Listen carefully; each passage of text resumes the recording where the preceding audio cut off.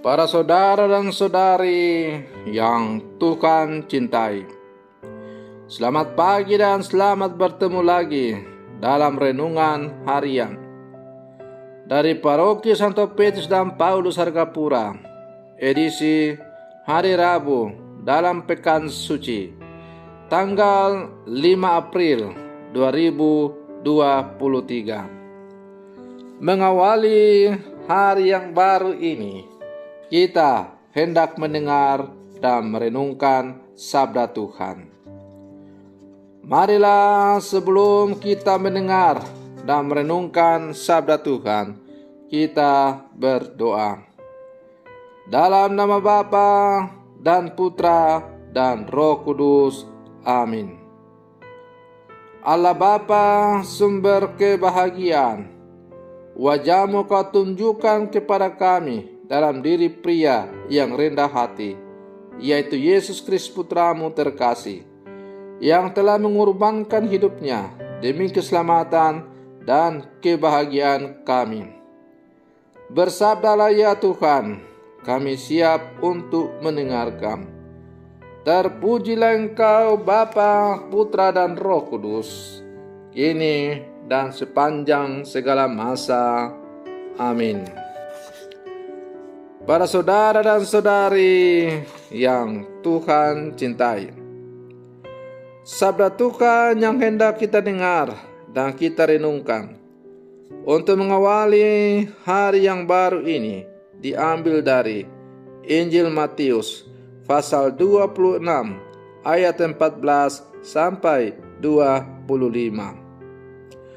Tuhan bersamamu. Inilah Injil suci menurut Matius. Sekali peristiwa, pergilah seorang dari ke-12 murid itu yang bernama Yudas Iskariot kepada imam-imam kepala. Ia berkata, "Apa yang hendak kamu berikan kepadaku, supaya aku menyerahkan dia kepada kamu?" Mereka membayar 30 uang perak kepadanya. Dan mulai saat itu, Yudas mencari kesempatan yang baik untuk menyerahkan Yesus. Pada hari pertama dari hari raya roti tak beragi, datanglah murid-murid Yesus kepadanya dan berkata, "Di manakah engkau kehendaki kami mempersiapkan perjamuan Paskah bagimu?" Jawab Yesus, "Pergilah ke kota kepada si Anu dan katakan kepadanya, beginilah pesan guru, waktuku hampir tiba. Di dalam rumahmu lah aku mau merayakan Paskah bersama-sama dengan murid-muridku." Lalu murid-murid melakukan seperti apa yang ditugaskan Yesus kepada mereka dan mempersiapkan Paskah. Setelah hari malam, Yesus duduk makan bersama dengan ke-12 murid itu. Dan ketika mereka sedang makan, Ia berkata, "Aku berkata kepadamu, sesungguhnya seorang di antara kamu akan menyerahkan aku." Dan dengan hati yang sangat sedih, berkatalah mereka seorang demi seorang kepadanya, "Bukan aku ya Tuhan?" Yesus menjawab, "Dia yang bersama-sama dengan aku mencelupkan tangannya ke dalam pinggan ini, dialah yang akan menyerahkan aku. Anak manusia memang akan pergi sesuai dengan yang ada tertulis tentang dia. Tetapi celakalah orang yang olehnya anak manusia itu diserahkan. Adalah lebih baik bagi orang itu sekiranya ia tidak dilahirkan." Yudas yang hendak menyerahkan Yesus itu menyahut, "Bukan aku ya Rabi?" Kata Yesus kepadanya, "Engkau telah mengatakannya." Demikianlah sabda Tuhan. Para saudara dan saudari yang Tuhan cintai, Nabi Yesaya melukiskan perlakuan yang akan diterima oleh hamba Yahweh, yakni ia akan mengalami penghinaan, dipukul dan diludahi.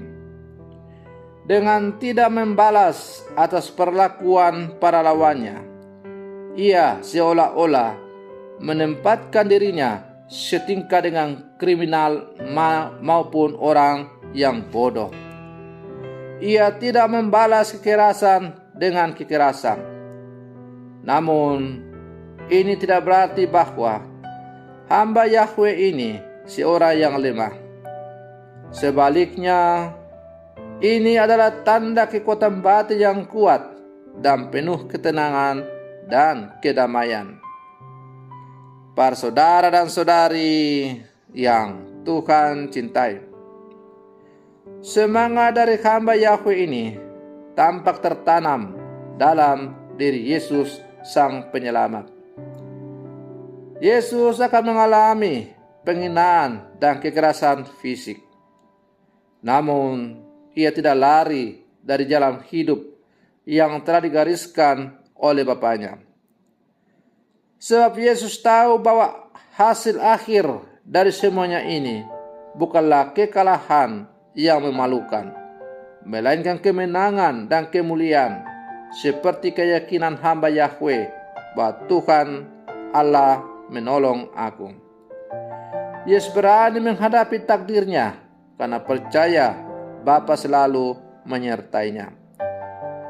Para saudara dan saudari yang Tuhan cintai, sebagai murid-murid Yesus yang hidup zaman sekarang, kita bisa belajar dari hamba Yahweh, yaitu Yesus Kristus, dalam menyikapi segala macam penghinaan, kritik tajam, atau perlakuan yang tidak sepantasnya dari orang lain.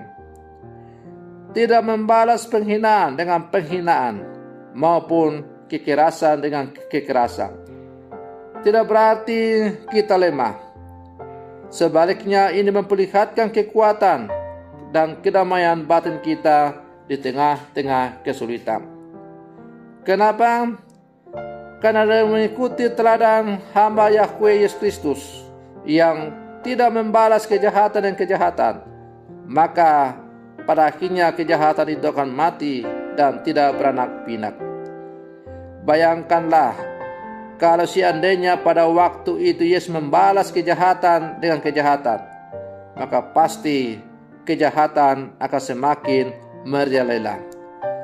Pasti setan akan bersorak gembira, bertepuk tangan, karena ia bisa menghancurkan rencana penyelamatan dari Allah. Para saudara dan saudari yang Tuhan cintai, maka sebagai murid-murid Yesus yang hidup zaman sekarang, kita pun hendaknya dalam menjalani hidup panggilan dan karya kita sebagai murid-murid Yesus, sungguh-sungguh menjadikan Kristus sebagai patokan, pedoman, patron dalam menjalani kehidupan kita. Hendaknya Yesus menjadi contoh teladan yang harus menjiwai seluruh kehidupan kita. Kalau Yesus tidak membalas kejahatan dan kejahatan, tetapi Yesus membalas kejahatan dengan pengampunan, maka kita pun harus melakukan hal yang sama. Walaupun harus kita akui dengan jujur bahwa membalas kejahatan dengan kebaikan adalah sesuatu yang sungguh menyakitkan. Bayangkanlah kalau saya harus memberi pengampunan kepada orang yang telah membuat saya susah, menderita, bahkan celaka. Tapi sebagai murid Yesus, itulah yang diajarkan kepada kita, bahwa hendaknya setiap pengikut Yesus selalu membalas kejahatan dengan kebaikan. Dengan membalas kejahatan dengan kebaikan, maka kejahatan itu pasti tapi pelan akan mengalami kehancuran dalam hidup ini. Dan dengan demikian, yang nanti akan menang adalah damai sejahtera, persaudaraan, sehingga manusia sungguh-sungguh hidup dalam damai sejahtera yang sejati. Persaudara dan saudari yang Tuhan cintai, pintu fajar Paskah sudah di depan mata. Setelah badai hujan deras, pelangi yang maha indah akan segera muncul. Pelangi yang muncul dengan indah itu memancarkan warna-warni yang begitu indah, mempesona setiap orang. Pintu fajar Paskah, pelangi Paskah sudah akan terbit, yang akan memancarkan keindahan, keselamatan bagi setiap orang yang sungguh percaya kepada Dia. Maka mari kita sambut pelangi Paskah yang sebentar lagi akan terbit. Kita nikmati keindahannya, keindahan keselamatan yang Ia tawarkan. Kita bawa pelangi Paskah itu dalam kehidupan kita, dan kita jadikan pedoman perjalanan hidup kita sebagai murid-murid Yesus. Pelangi Paskah yang indah, yang memancarkan keindahan yang luar biasa, tiada taranya itu, pada akhirnya akan kita nikmati juga secara nyata ketika kita masing-masing telah menyelesaikan jalan salib kita di dunia ini. Pelangi Paskah hidup kekal bersama dengan Tuhan menanti kita. Maka mari kita berlangkah bersama, terus berjuang dalam kehidupan ini, memperjuangkan apa yang diajarkan oleh Tuhan kepada kita, agar kita pun pada akhirnya nanti serupa dengan Kristus. Para saudara dan saudari yang Tuhan cintai, karena kesibukan perayaan Tri Hari Suci, maka renungan harian dari Paroki Argapura akan libur mulai hari Kamis Putih.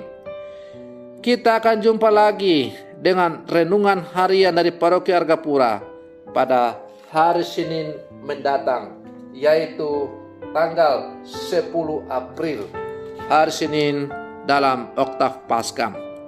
Selamat memasuki pesta Paskah seluruh umat Katolik di mana saja saudara-saudari berada. Bangkitlah bersama Kristus, memancarkan kemuliaan Kristus dalam kehidupan kita masing-masing. Semoga kita semakin serupa dengan Kristus. Sampai jumpa hari Senin yang akan datang. Selamat pagi, Tuhan Yesus memberkati.